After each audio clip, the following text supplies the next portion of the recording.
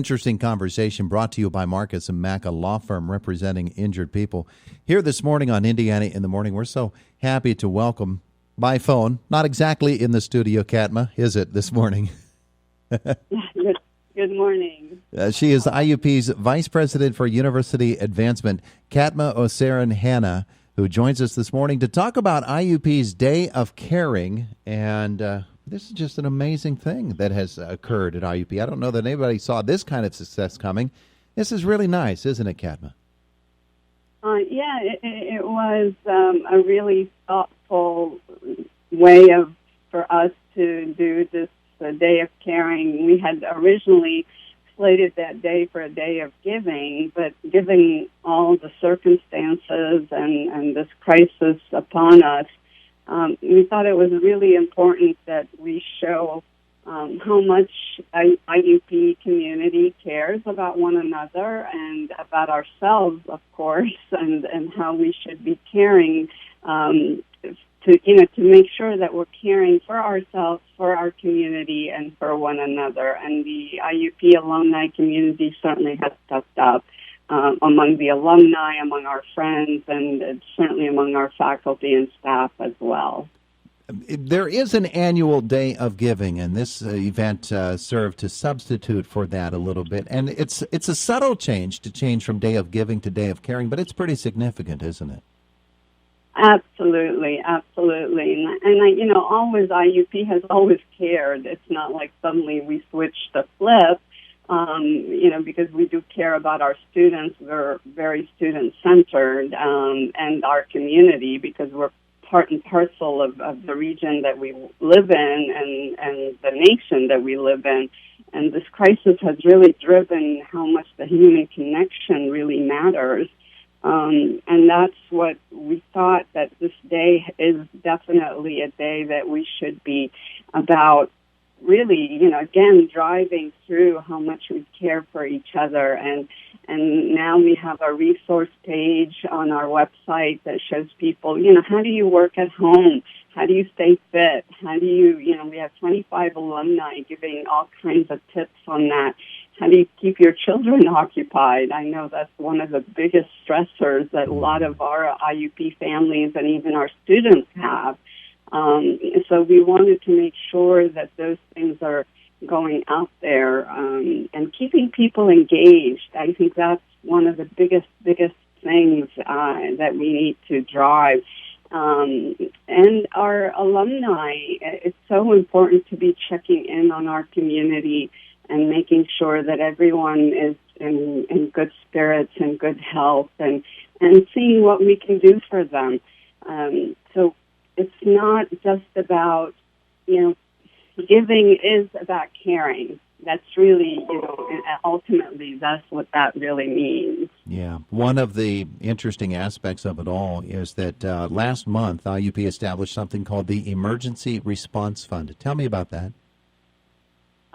So right out of the crisis, and when kids had to go home and from spring break and job loss was happening and internships were not being paid, et cetera, all of those things. And we felt that the kids, we knew that there was going to be issues with all of those things. We anticipated that was going to happen. So on March 18th, we established the Emergency Response Fund so that those who can, and we understand that there are people who are experiencing their own hardship, that those who can step up and give others emergency funds, and we've been incredibly fortunate to have a community that has stepped up among our alumni again and among our friends with 2 lead gifts that have come in from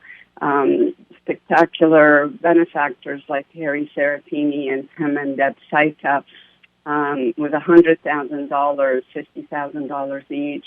And then the Alumni Association Board of Directors followed with another $15,000. And then among our community of faculty, staff, and alumni have all stepped up and given and participated.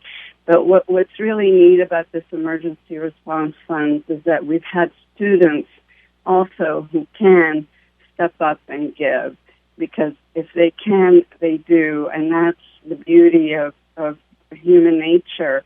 When there is crisis, they step up and they give as well. Still there? Yeah, I'm here. Okay. I'm here. All righty. Something computer-wise came in there, I heard. But at any rate, this is just an amazing effort, number one. And it goes on. People can still give. Yeah, absolutely. Absolutely. Definitely. The Emergency Response Fund is still going on. We've raised so far $172,000, more than $172,000, with more than 239 people participating. It's all over our social media. Anyone who would like to give, you can go to our website and click on a button and give to it, because our students are really are suffering out there. Those who cannot pay rent, there's some who need food. I mean, that's the kind of emergency needs that we're encountering, as well as technology. As you well know, we are on totally online instructions through the end of this semester and for the summer for now. And those are real needs out there, and we're answering them. We've had more than $400,000 in requests so far, and we're trying to meet that need every day. One of the interesting aspects of all of this is when you think of Day of Giving or you think of the Emergency Response Fund, it's, the great big gifts are wonderful and certainly appreciated. The little gifts are as well, though, and you can measure that by the number of people who give, and whether, as you mentioned, it's students who don't have a lot anyway, or it's others. It's just amazing.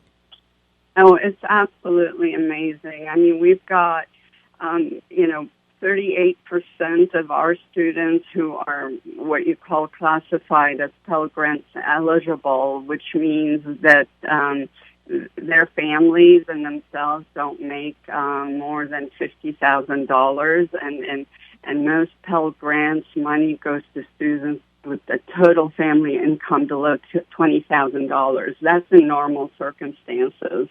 So now you've got pretty much an economic, standstill. I don't want to call it a crisis as of yet, because I'm not an economic expert, but these kids are and adult students as well are really hurting, and we need to step up, and that's what every gift counts.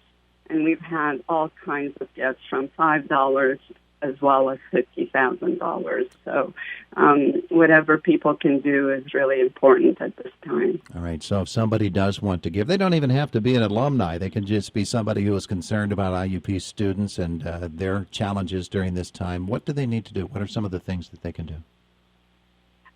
Absolutely. Go to our website and do it digitally. Actually, they can also send a check to the Foundation for IUP. We're still taking checks by mail. So although most of us are not on campus, but the post office is still open, and it's written to the Foundation for IUP, and in the memo section it would be the Emergency Response Fund, and that will get to the students. We're working diligently with our Office of Student Affairs on this and financial aid, and they're awarding the students through. We have a very good system with requests and screening those requests and making sure that the awards go to the, in a very efficient and screened and monitored way as well. Very good. Hashtag IUP Cares, and of course there's a special website for Day of Caring for the Emergency Response Fund as well. And people are giving, and it's a wonderful thing. And Katmeh, I appreciate you spending some time with us this morning telling us about it.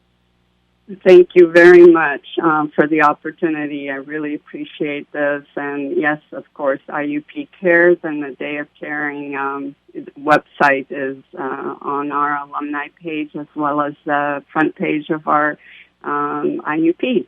Very good. Very good. She's the Vice President for University Advancement at IUP, Katmeh Osseiran-Hanna. Have a wonderful day today.